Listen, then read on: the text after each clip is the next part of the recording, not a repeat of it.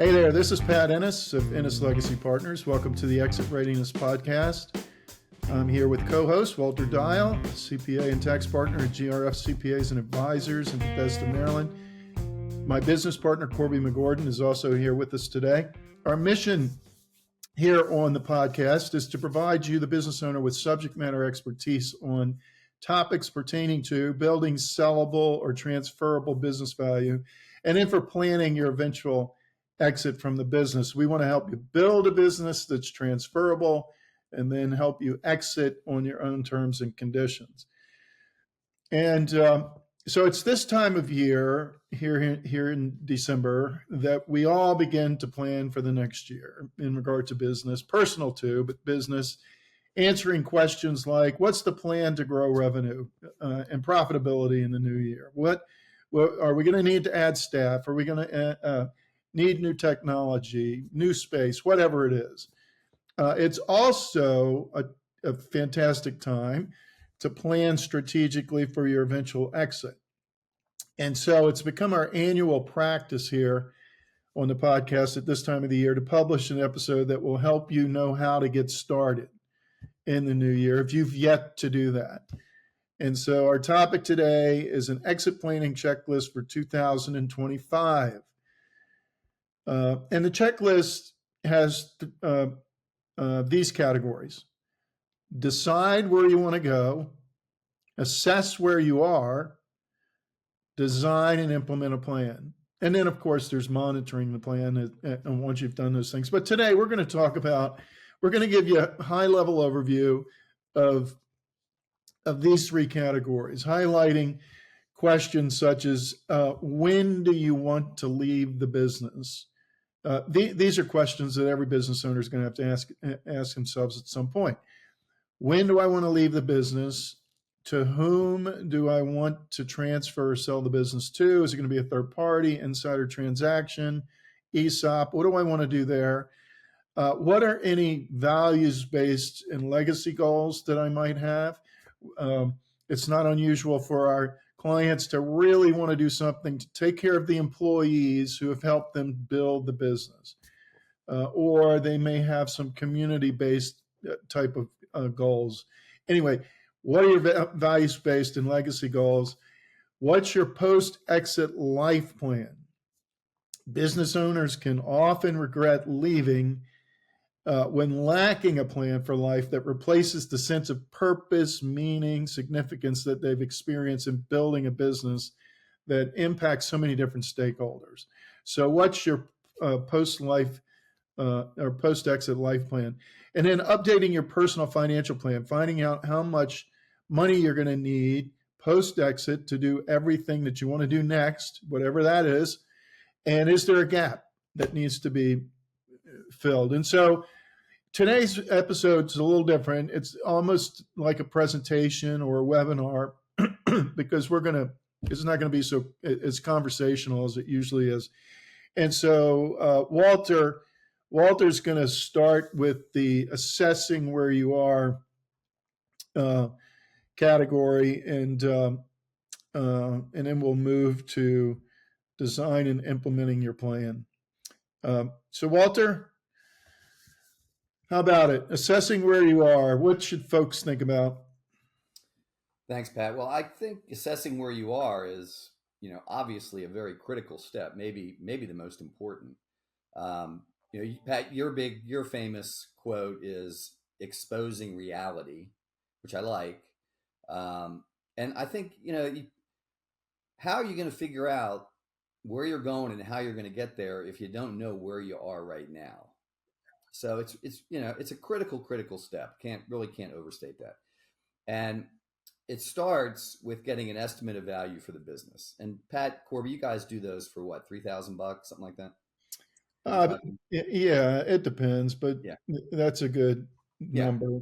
So it's very reasonable. We're not talking about a $15,000 formal business valuation. So it's in my mind, it's the best money you could possibly spend. And the idea there is you're going to get an idea of what the business is really worth. If right now, you're thinking in your head, well, I already know because my friend sold my friend has a similar business and he just sold it for $1 million. Or, well, everybody tells me the rule of thumb is 1 times revenue. You can't base your planning on that. You've really got to get a professional to take a look and give you a much better idea of the estimate of value. The other thing that insight you're going to gain from that is, if again, in your mind, when you're thinking of your retirement picture, you're thinking, well, my business is worth $1 million. I've got $1 million in savings and I only need 2 million to retire. So I'm good to go. Well, the problem with that theory is the $1 million business value, even if it's 100% accurate, after you pay taxes, may only be 700,000, 600,000. So you really need someone you really need to get a good estimate of value. Have your tax professional or someone else figure out what the taxes are going to be. So you're really dealing with a very accurate net number as to what you can count on. Yeah, we like to say meaningful planning requires accurate data, and any meaningful exit plan is going to require an accurate estimate of business value. Yeah, 100%, 100%. The other really cool thing about the estimate of value, which I really like. So, my background is business valuation, and a lot of times, a lot of the business valuations we do are like for gift or estate purposes. And all you're doing, your only goal is to arrive at a value. The really cool thing about the estimate of value for the purpose of planning your exit is that not only do you come up with a reasonable estimate of the value of your business, but you also, as part of the process, we delve into what is driving the value of that business and what's hurting the value of the business.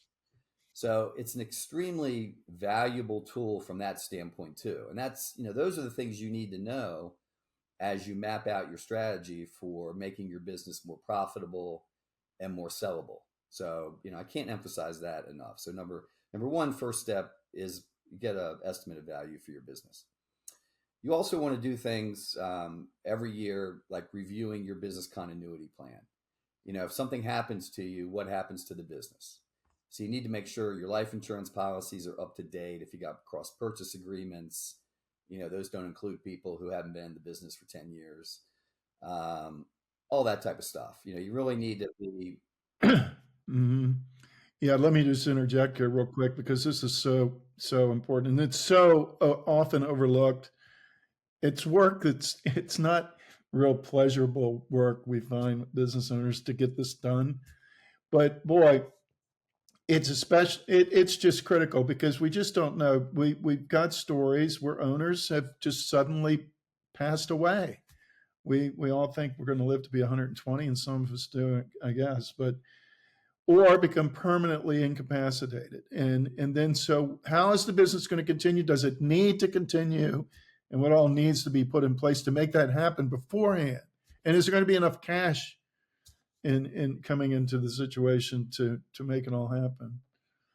Thanks for letting me interject there. Yeah, no, I appreciate that. Message on that. Yeah, good point. Okay, so we're talking about getting your estimate of value for the business, making sure your continuity plans are in place and up to date. The other thing I would definitely recommend is, every year, potentially, there can be estate tax law changes and income tax law changes. So you always need to be monitoring those. And hopefully, your tax professional is on top of it. Fortunately, we kind of dodged a bullet in November, because it looks like with Trump being elected, the estate laws are going to stay the same. They're certainly not going to get worse. So, clients who had estates in excess of $5 million, they were a little concerned they may have to be scrambling around to take advantage of the current, $15 million exclusion or whatever it is. But now that really isn't going to be an issue for them in the short term. And on the income tax side, again, people were concerned maybe rates were going to go up. It looks like that's not going to happen. So, but still, you need to be aware, because there could be some changes that in the tax laws that may reduce rates, but only for certain groups. So you may have to take steps if you want to take advantage of those. So those are kind of my 4 points for assessing where you are: estimate of value, making sure the business continuity plans are up to date and in place, and then always checking estate and income tax laws to make sure you're most advantageously positioned to take advantage of those. Okay, so great. So listeners, assess where you are. That's what Walter was. And again, this is high level, big rock categories, if you will, as to assessing where you are.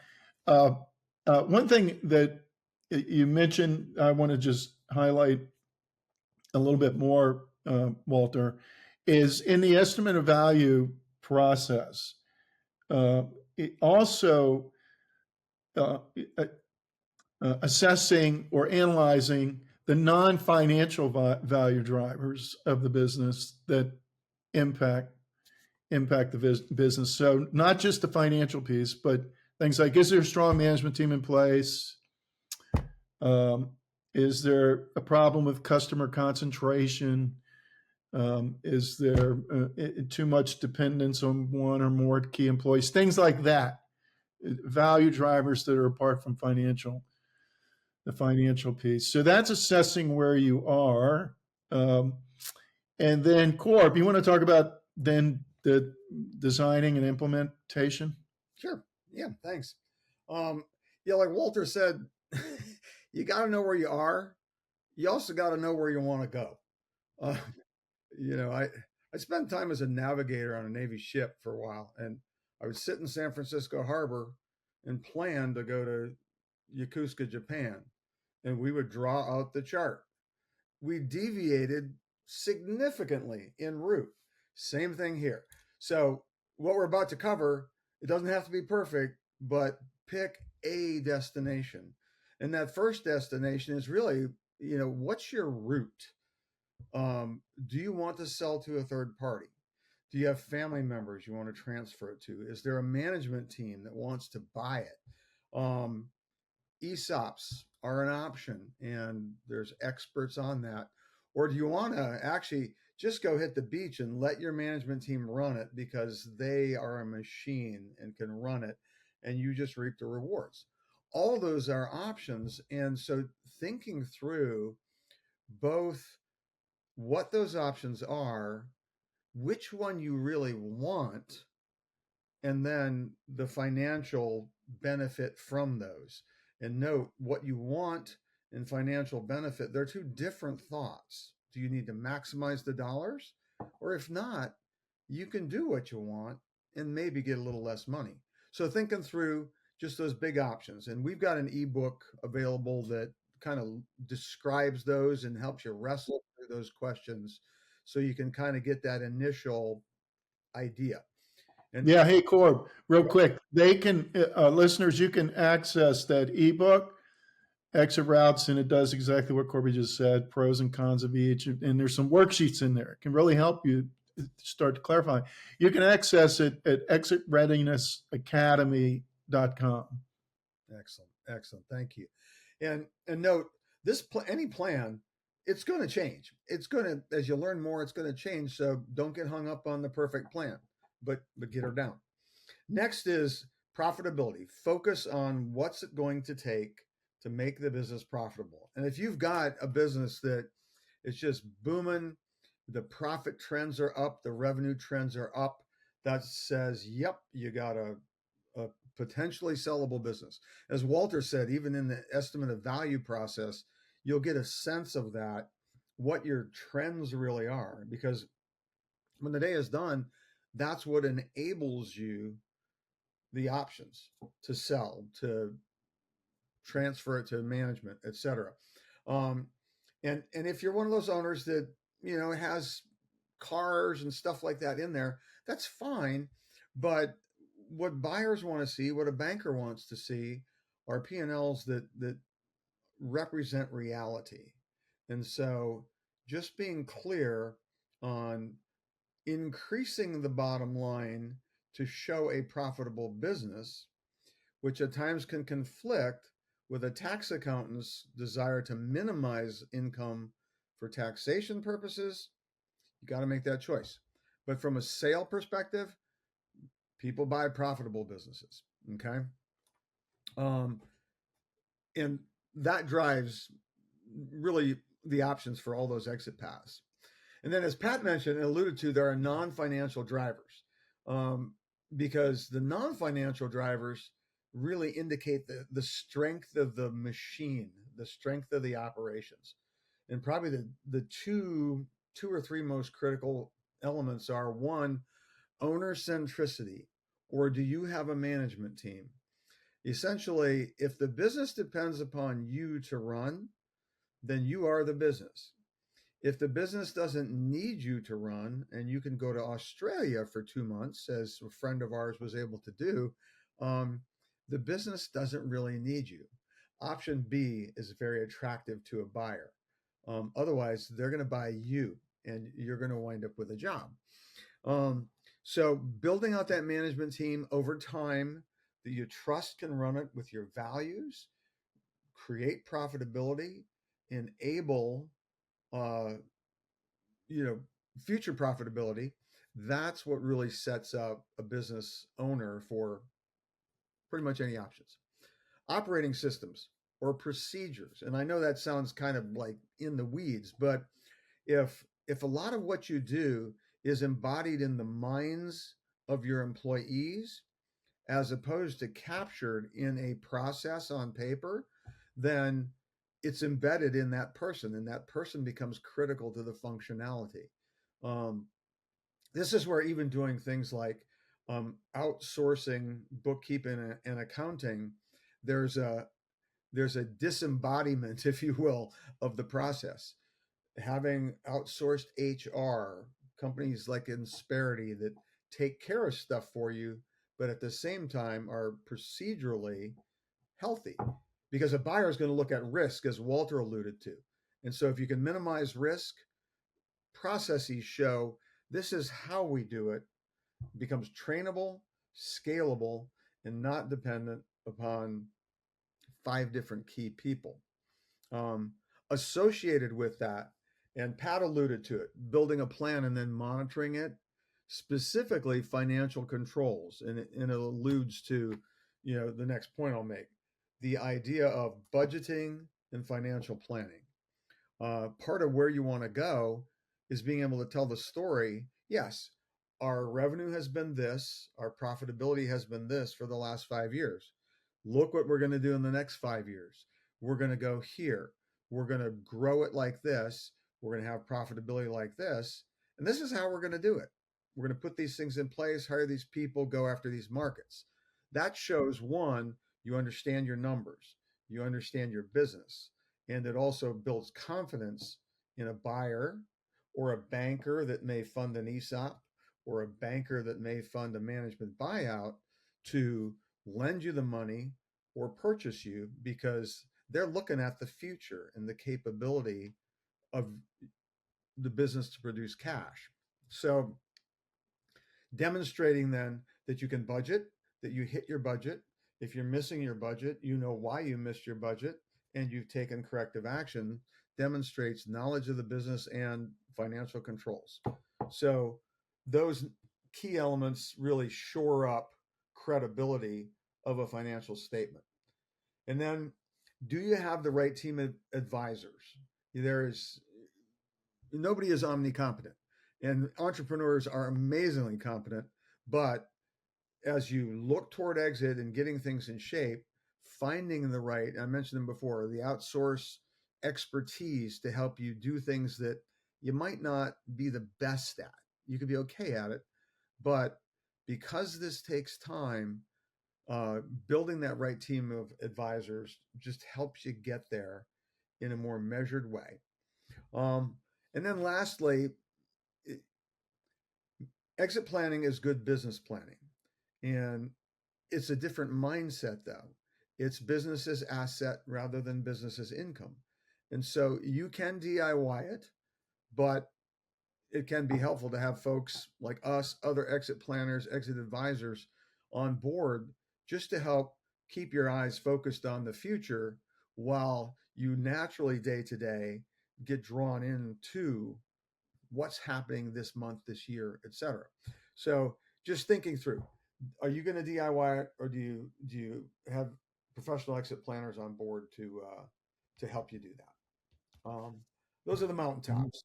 Yeah. Okay. So one of the things in regard to the growth and the profitability and the strategic financial plan, business growth, either one of you can speak to what I'm about to say, but I I think it's good for business owner clients to always be thinking, how bankable is my business currently? In other words, uh, if someone were going to buy me, could they easily not just borrow the money, but easily uh, meet the debt service while at the same time grow the company? Mm-hmm. And that's why most buyers these days, they want to see EBITDA certainly in excess of $1 million, and more it's becoming 1.5 million to 2 million or higher, depending on the buyer. But what would either one of you say about that idea of bankability? Yeah, I mean, I'll take a stab at it. It is as simple as put yourself in the seat of a banker. I want to know if I'm going to give you X million dollars with a high confidence level that you can repay me. And I want you to prove it as best as possible. And so, yeah, we've talked to brokers who, that is their perspective. If you're not bankable, you're not sellable. On the other hand, if a banker will say, "Oh yeah, there's a good housekeeping seal of approval on this," because bankers are very thorough in cautious in giving out money. So if you're bankable, most systems are go. Mm-hmm. WD, would you add anything? No, I think that's exactly right. Yeah, and then I think if they're doing a sale to insiders, it's not as important, but you got to get paid. So, it's well, probably yeah, you got to get paid, and you're going to be the bank, and on some level, and so you again want that debt to be easily serviceable so that you get paid. Yeah. So net profit, EBITDA, whatever you want to refer to profit as, is so cash flow is so critical, Yeah, essential. I would actually argue that if you're doing an insider sale, it's more critical because you're the bank, and and that both profitability and growth helps everyone win. The inside buyers, it helps you win, it helps everybody win. Steady state puts profitability at risk because costs go up. And so, yeah, in any way, shape, or form, any of these exit paths, if you're bankable, you're in good shape. If you're not, it's questionable. Yeah, and that's why that next level, that management team, who, if it is a management buyout, that next level or that management team needs to be next level, really, because they need to be able to run and grow the business in order to service that debt as well as grow it at the same time. And when a selling business owner takes a hard look at the management team they currently have in place and its objective, a lot of times they, in the feasibility analysis that we'll do, it becomes quite clear real quick that, you know what, no, it's too risky. Can't it, from a financial perspective as well as the management perspective. I'm going to be the bank, and I'm doing my banker due diligence. It's too risky. I'm not going to do this. I'm going to go ahead and sell to a third party. Okay, so then just one other comment about managing the exit planning project. Corb was talking about. Someone's going to have to do it. Either you're going to have to do it, or one of your other advisors. Typically, they don't want to do that, um, or someone like us. I often use the analogy of if you're going to build a commercial building, you've never done it before, and you're going to have architects, you're going to have plumbers, you're going to have electricians and carpenters and all these different specialists. Someone has to be on point to manage that project, who can speak all our languages and make sure they're all talking to each other. Well, that's what it's like with exit planning, except it's estate planning attorney, tax advisor, wealth manager, insurance professional, and maybe business consultant, whoever else. They all need to be coordinated in the same way. And either you're going to do it, typically not real attractive because you got a business to run, or you might ask one of your current advisors. But it's kind of like asking the plumber to be the general contractor, and the plumber doesn't really want to do it, but does it anyway. And then 5 years downstream or 2 years downstream, the plumbing blows up because he was doing something he really didn't want to do. But it can work. Anyway, those are your options. We strongly recommend that you get someone on point to manage the project in the way it needs to be managed. So, okay, folks, that's high level assessing where you are and designing and implementing a plan. You can get this checklist on our blog, again, at ExitReadiness.com. And please, of course, contact us for an exploratory conversation if you'd like. In closing today, we want to strongly, again, exhort you to begin planning today for your eventual exit if you've not yet started. It's going to take longer than you think. Our clients always say things like that. Didn't realize there was all this to think about and plan for.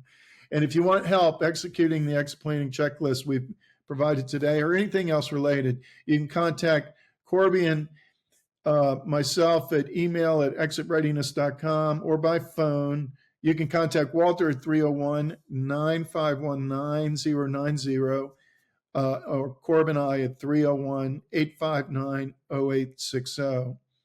And again, the checklist that we've talked about today is on our blog at ExitReadiness.com. Until next time on the Exit Readiness Podcast, this is Pat Ennis and Walter Dial with Corby McGordon signing off.